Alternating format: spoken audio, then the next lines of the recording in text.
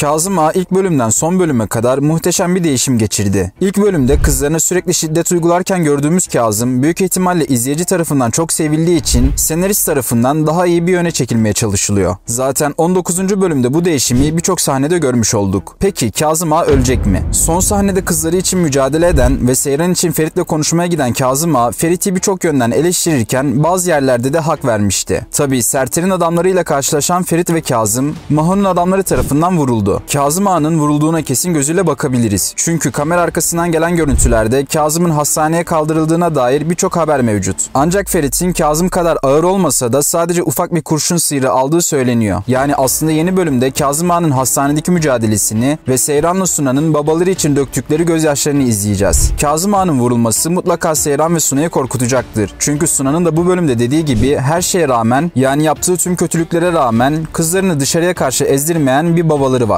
Bu bile Seyran ve Suna'ya daha güçlü bir duruş sergilemeye yetecektir. Yani Kazım Ağa'nın ölmesi Seyran ve Suna'nın Yalı'da daha çok ezilecekleri anlamına gelir. Peki Ferit'e ne olacak? Ferit Kazım'ın kendisi için vurulduğunu düşünerek daha çok vicdan azabı çekecek gibi gözüküyor. Ancak Ferit Seyran'ın yanında olmak istese de Seyran buna kolay kolay izin vermeyecek gibi duruyor. Çünkü babası Serter yüzünden, yani bir nevi Pelin yüzünden vuruldu. Eğer Ferit Pelin'le görüşmeye devam etmeseydi bunların hiçbir başına gelmeyecekti. Ancak bu vurulma olayı Ferit'le Seyran arasını açacak gibi gözükse de Kazım'la Ferit'i daha da yakınlaştıracak gibi duruyor. Sonuçta Kazım her şeye rağmen damadını korumak için adamlara karşı durdu ve savaşabildiği kadar savaştı. Peki Pelin Yalı'da mı kalacak? Pelin bu bölümde sadece bir günlüğüne Yalı'da kalacakmış gibi gözükse de bu vurulma olayından sonra Yalı'da bir müddet daha kalabilir. Çünkü Yalı'daki herkes artık olayın ciddiyetini anlamış durumda. Ve ne kadar istemeseler de Pelin'in başını kurtarmak için bir süre daha Yalı'da tutmak zorunda kalacaklardır. Fakat yine de Pelin olayının çok fazla uzun sürmeyeceğini ve ileriki bölümlerde rolünün azaltılacağını düşünüyorum. Hatta izleyici de bu durumdan oldukça rahatsız olduğu için bu hafta senaryoda gecikme yaşandığı ve sete geç çıkıldığı haberleri var. Yani muhtemelen dizinin senaristi gidişata bazı düzenlemeler yaparak önümüzdeki bölümlerde eski Seyfer'i yavaş yavaş döndürecektir diye umuyorum. Peki Suna ile Abidin arasında neler olacak? Abidin her ne kadar Suna'ya karşı yoğun hisler beslese de herkes tarafından emir altında olduğundan dolayı kendi duygularını tam olarak yansıtamıyor. Bu bölümde Abidin ile Suna'nın ilk defa tatlı yakınlaşmalarından çok karşı karşıya geldiğini gördük. Abidin Ferit'in restoranı basmasından sonra tartışma anında Ferit'i sakinleştiremeyeceğini bildiği için Suna'yı sakinleştirerek işlerin daha da kötüye girmesine engel olmak istedi. Fakat istemeden Suna'yı incitmiş oldu. Bu durum Suna'yı oldukça rahatsız etti ve her zaman başkalarına karşı Abidin'i savunmaya çalışan Suna, bu bölümde Abidin'in Ferit'i değil de kendisini tutmasına oldukça bozuldu. Ancak Abidin en nihayetinde Yalı'da bir çalışan ve işverenlerine karşı bazı mesafeleri olmak zorunda. Suna da sanırım bu durumu ileride daha çok anlayacak, aynı zamanda ifakatın da yönlendirmeleriyle Abidin'e de gittikçe daha da çok mesafe koymaya başlayacaktır. Zaten bu bölümde Abidin'in neredeyse herkes tarafından taşlandığını ve bu durumlar karşısında oldukça çaresiz olduğunu gördük. İfakatla Seyran arasındaki çekişme de her bölüm daha da artmaya başlıyor. Bu bölümde İfakat, Seyran'ın Ferit olmadan bir hiç olacağını çok acı bir şekilde söyledi. Ancak en büyük hamlesini Ferit Pelin'i Yalı'ya getirdiği zaman Pelin'in Yalı'ya gelmesini hoş karşılayarak yaptı. Tabii ki bunu Seyran'ı sinirlendirmek için yapsa da aslında günün sonunda bu durumdan zararlı çıkacak kişi yine İfakat'ın kendisi olacak. Çünkü Halis Ağa böyle bir durumu öğrendiği zaman patlayacağı ilk kişi yine İfakat olacaktır. Yine de İfakat'ın Seyran kendisine karşı geldiği sürece yerinde durmayacağı ve elinden gelirse bu evliliği bozmak için her şey yapabileceğini de anlamış olduk.